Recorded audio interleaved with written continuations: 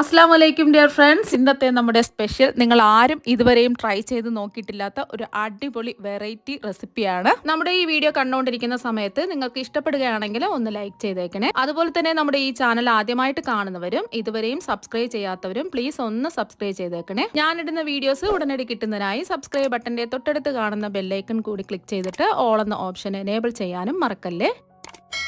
ആദ്യം തന്നെ ഇതിനായിട്ട് ഞാനിവിടെ 5 സ്ലൈസ് ബ്രെഡാണ് എടുത്തിട്ടുള്ളത്. ചെറിയ ബ്രെഡൊക്കെ ആണെന്നുണ്ടെങ്കിൽ ഒരു 6 or 7 എടുക്കാം. അത് കുറച്ച് അത്യാവശ്യം വലുപ്പമുള്ള 5 സ്ലൈസ് ബ്രെഡാണ് എടുത്തിട്ടുള്ളത്.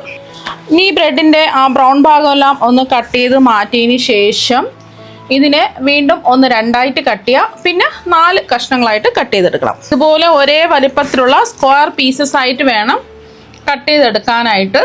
ആദ്യം ബ്രെഡിൻ്റെ ബ്രൗൺ ഭാഗം എല്ലാം കട്ട് ചെയ്തതിന് ശേഷം 2ആയിട്ട് കട്ട് ചെയ്യുക. ആ ബ്രെഡിനെ വീണ്ടും 4 കഷ്ണങ്ങളായിട്ട് കട്ട് ചെയ്തെടുക്കുക. ഇതിവിടെ ഇരിക്കട്ടെ. ഇനി ഒരു കടായി ഇതായി എടുത്തിട്ടുണ്ട്. ഇതിലേക്ക് കുറച്ച് എണ്ണ ഒഴിച്ചു കൊടുക്കാം. 1/4 കപ്പ് മുതൽ 1/2 കപ്പ് വരെ ഒഴിക്കാവുന്നതാണ്. ഞാനിപ്പോൾ ഒരു 1/4 കപ്പ് എണ്ണയാണ് ഒഴിച്ചു കൊടുക്കുന്നത്. ഇതിലേക്ക് നമ്മൾ ഒരു 1/4 കപ്പ് എണ്ണ ഒഴിച്ചു കൊടുത്തു. ഇതിലേക്ക് നല്ലൊരു ഫ്ലേവർ കിട്ടാൻ വേണ്ടിയിട്ട് ആ നെയ്യിൻ്റെ ഒരു മണവും ടേസ്റ്റും ഒക്കെ കിട്ടാൻ വേണ്ടിയിട്ട് 1 ടേബിൾ സ്പൂൺ നെയ്യും കൂടി ഒഴിച്ചു കൊടുക്കാം. ഇത് നെയ്യിൽ വേണമെന്നുണ്ടെങ്കിൽ നെയ്യിൽ മാത്രമായിട്ട് ചെയ്തിട്ടെടുക്കാം, അല്ലാന്നുണ്ടെങ്കിൽ എണ്ണയിൽ മാത്രമായിട്ടും ചെയ്തിട്ടെടുക്കാം. അപ്പോൾ നെയ്യും എണ്ണയും കൂടെയാണ് ഞാൻ ചേർത്ത് കൊടുത്തിട്ടുള്ളത്. രണ്ടും ഒന്ന് ചൂടായിട്ടുണ്ട്. ഇനി ചൂടായി കിടക്കുന്ന എണ്ണയിലേക്ക് ഓരോ ബ്രെഡിൻ്റെ കഷ്ണങ്ങളും ഇട്ട് കൊടുക്കാം. ഓരോ ബ്രെഡിൻ്റെ കഷ്ണങ്ങളും ഇട്ട് കൊടുക്കുകയാണ്. ഇതുപോലത്തെ ഒരു കുഴിഞ്ഞ കടായി എടുക്കുകയാണെന്നുണ്ടെങ്കിൽ നമുക്ക് കുറച്ച് എണ്ണയുടെ ആവശ്യം വരുള്ളൂ. കുറച്ച് പരന്ന പാനിലൊക്കെ ആണെന്നുണ്ടെങ്കിൽ കുറച്ചധികം എണ്ണ വേണ്ടി വരും. അപ്പോൾ കുറച്ചായിട്ടിട്ട് ഇതുപോലെ ഒന്ന് ഒരു ഗോൾഡൻ നിറം ആവുന്നത് വരെ ഇതൊന്ന് ഫ്രൈ ചെയ്തെടുക്കാം. ലോ ടു മീഡിയം ഫ്ലെയിം വെച്ച് കൊടുക്കാം. ഫ്ലെയിം കൂട്ടി വെക്കരുത്, എന്നാൽ ബ്രെഡ് ആയതുകൊണ്ട് പെട്ടെന്ന് തന്നെ കരിഞ്ഞു പോകും. പിന്നെ ബ്രെഡിൻ്റെ ആ വശങ്ങളൊന്നും കട്ട് ചെയ്യേണ്ട ആവശ്യമില്ല.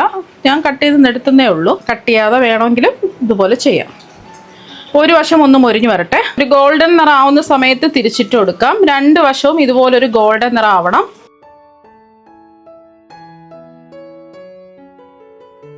ഈ വശവും ഇതുപോലൊരു ഗോൾഡൻ നിറാവട്ടെ.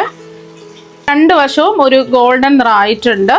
നല്ലോണം ബ്രെഡ് ക്രിസ്പി ആയിട്ട് വന്നിട്ടുണ്ട്. ഇനി നമുക്ക് എണ്ണയിൽ നിന്ന് ഇത് കോരി മാറ്റാം.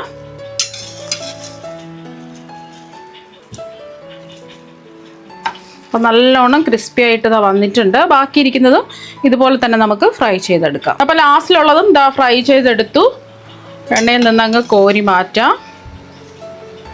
ഒരു ടിഷ്യൂ പേപ്പറിൽ വെക്കുക. ഇതിൽ ബ്രെഡിൽ എണ്ണ കുടിക്കും. എന്നിട്ട് ഈ ബാക്കി എണ്ണ നമുക്ക് ആവശ്യമില്ല, ഇത് മാറ്റാം. ഇത്രയും ബാക്കി എണ്ണ ഉണ്ട്. അപ്പോൾ ബ്രെഡെല്ലാം ഫ്രൈ ചെയ്തെടുത്തിട്ടുണ്ട്. ഇനി അടുത്തതായിട്ട് വേണ്ടത് 1/2 ലിറ്റർ നല്ല ഫുൾ ഫാറ്റ് നല്ല കട്ടിയുള്ള പാല് വേണം എടുക്കാനായിട്ട്. അപ്പോൾ 1/2 ലിറ്റർ പാലെടുത്തു. ഈ 1/2 ലിറ്റർ പാലിൽ നിന്നും ഒരു 1/4 കപ്പ് പാല് എടുത്ത് മാറ്റാം. ബൗളിലേക്ക് 2 ടേബിൾ സ്പൂൺ കസ്റ്റേർഡ് പൗഡർ ഇട്ട് കൊടുക്കാം. കസ്റ്റേർഡ് പൗഡറിന് പകരമായിട്ട് കോൺഫ്ലോർ വേണമെന്നുണ്ടെങ്കിലും എടുക്കാവുന്നതാണ്. നമ്മൾ മാറ്റി വെച്ച പാലിൽ നിന്നും ഒരു 1/4 കപ്പ് പാല് ഇതിലേക്ക് ഒഴിച്ചു കൊടുക്കാം. തിളപ്പിക്കാത്ത പാലാണ് എടുത്തിട്ടുള്ളത്. ചൂടുള്ള പാൽ എടുക്കരുത്. ഇനി കട്ടകളില്ലാതെ ഒന്ന് മിക്സ് ചെയ്തെടുക്കാം. അപ്പോൾ കട്ടകളില്ലാതെ ഒന്ന് മിക്സ് ചെയ്തെടുത്തിട്ടുണ്ട്. ഇതിവിടെ ഇരിക്കട്ടെ. കസ്റ്റേർഡ് പൗഡർ കലക്കിയെടുത്തതിൻ്റെ ബാക്കി പാല് ഒരു 2 കപ്പ് പാല് ഇതിലേക്ക് അങ്ങ് ഒഴിച്ചു കൊടുക്കാം. ഒരു കടായിലേക്ക് ഒഴിച്ചു കൊടുത്തു. ഇനി പാലൊന്ന് ചൂടാവണം. തിളയ്ക്കുന്നതിന് തൊട്ട് മുമ്പായിട്ട് വേണം നമ്മൾ കസ്റ്റേർഡ് പൗഡർ കലക്കിയത് ഒഴിച്ചു കൊടുക്കാൻ. പെട്ടെന്ന് നമുക്ക് സിമ്പിളായിട്ട് ചെയ്തിട്ടെടുക്കാൻ പറ്റും.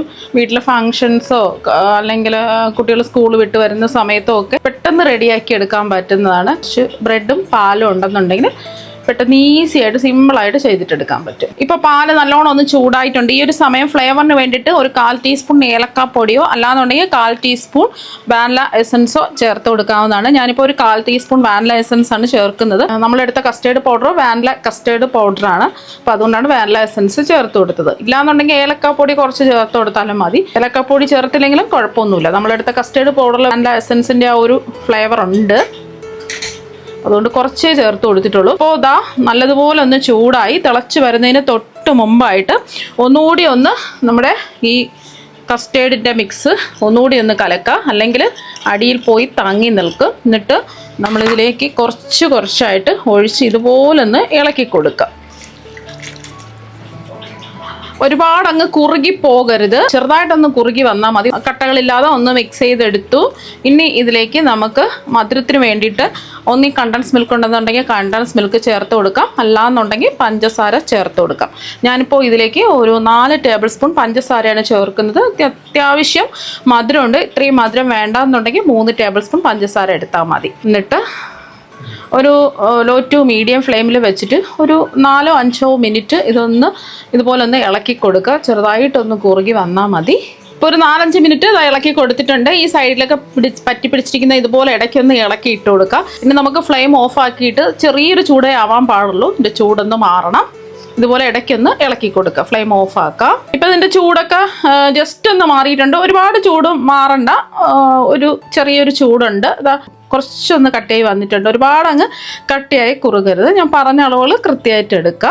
ഇനി നമ്മൾ ഫ്രൈ ചെയ്തെടുത്ത ബ്രെഡ് ഒരു ബൗളിലേക്ക് ഇട്ട് കൊടുക്കാം. ഒരു പകുതി ഭാഗത്തോളം ഫ്രൈ ചെയ്തെടുത്ത ബ്രെഡ് ഇട്ട് കൊടുക്കാം.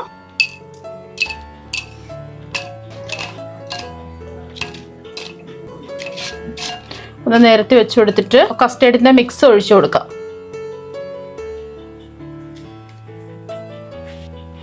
ഈ ഒരു കട്ടിക്കേ വരാൻ പാടുള്ളൂ, എന്നാൽ മാത്രമേ ഈ ബ്രെഡിൻ്റെ ഉള്ളിലൊക്കെ കസ്റ്റേർഡിൻ്റെ മിക്സ് ഇറങ്ങിച്ചെന്ന് നല്ല ജ്യൂസി ആയിട്ട് വരുള്ളൂ.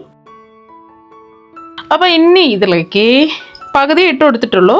കുറച്ച് ബദാം നീളത്തിൽ കട്ട് ചെയ്തത് ഇട്ട് കൊടുക്കാം. ഇഷ്ടമുള്ള നട്ട്സൊക്കെ ഇട്ട് കൊടുക്കാം. വീണ്ടും നമ്മൾ ഇതിലേക്ക് ഫ്രൈ ചെയ്തെടുത്ത് ബ്രെഡ് വെച്ച് കൊടുക്കാം.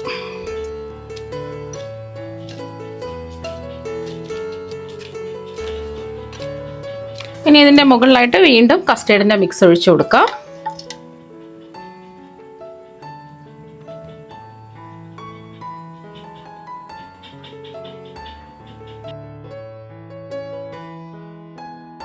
ബാക്കി ഫുള്ളും എന്താ ഒഴിച്ചു കൊടുത്തു. ഇനി ഇതിൻ്റെ മുകളിലായിട്ട് കുറച്ച് പിസ്ത ഞാൻ ഇട്ട് കൊടുക്കുകയാണ്. കാണാൻ ഒരു ഭംഗിക്ക് വേണ്ടി മാത്രമാണ് ഇട്ട് കൊടുക്കുന്നത്. പിന്നെ കഴിക്കാനും ഇടയ്ക്ക് ഇത് കിട്ടുമ്പോൾ നല്ലൊരു ടേസ്റ്റ് ആയിരിക്കും. അതിന് നമുക്ക് കുറച്ച് സമയം നമുക്ക് ഫ്രിഡ്ജിൽ വെക്കാം. ഈ ബ്രെഡിൻ്റെ ഉള്ളിലൊക്കെ ഈ കസ്റ്റേർഡിൻ്റെ മിക്സ് ഇറങ്ങിച്ചെല്ലണം, എന്നാൽ മാത്രമേ ഇത് കഴിക്കാൻ നല്ല ടേസ്റ്റ് ഉണ്ടാവുള്ളൂ. അപ്പോൾ അതാ 1 മണിക്കൂർ ഫ്രിഡ്ജിൽ വെച്ചിട്ട് എടുത്തിട്ടുള്ളതാണ്. നല്ലോണം തണുത്ത് കിട്ടണം, ഒരുപാട് സമയം വെക്കേണ്ട ആവശ്യമില്ല. കാണിച്ചു തരാം, നല്ല ജ്യൂസി ആയിട്ടിരിപ്പുണ്ട്. അപ്പോൾ അതാ കണ്ടില്ലേ, നല്ല ജ്യൂസി ആയിട്ടാണ് ഇരിക്കുന്നത്. ഇതൊരു ചെറിയ പ്ലേറ്റിൽ വെച്ചിട്ട് ഞാൻ കാണിച്ചു തരാം.